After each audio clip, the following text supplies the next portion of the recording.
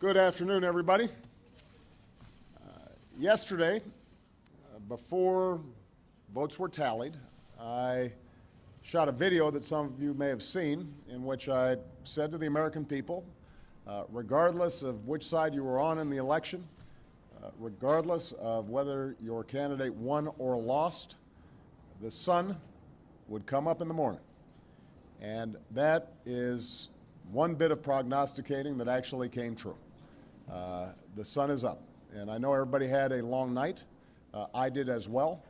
I had a chance to talk to President-elect Trump last night, about 3:30 in the morning, I think it was, to congratulate him on winning the election, and I had a chance to invite him to come to the White House tomorrow to talk about making sure that there is a successful transition between our presidencies. Now, it is no secret that the President-elect and I have some pretty significant differences. But remember, 8 years ago, President Bush and I had some pretty significant differences. But President Bush's team could not have been more professional or more gracious in making sure we had a smooth transition so that we could hit the ground running. And one thing you realize quickly in this job is that the presidency and the vice presidency is bigger than any of us.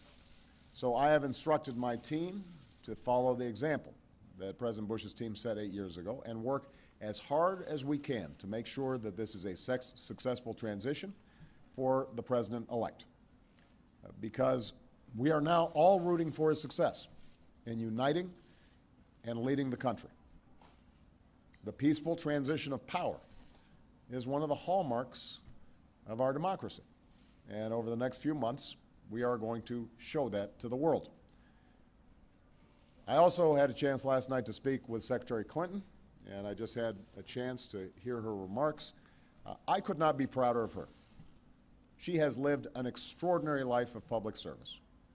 She was a great First Lady. She was an outstanding senator for the state of New York, and she could not have been a better Secretary of State. I'm proud of her. A lot of Americans look up to her. Her candidacy and nomination was historic and sends a message to our daughters all across the country that they can achieve at the highest levels of politics. And I'm absolutely confident that she and President Clinton will continue to do great work for people here in the United States and all around the world.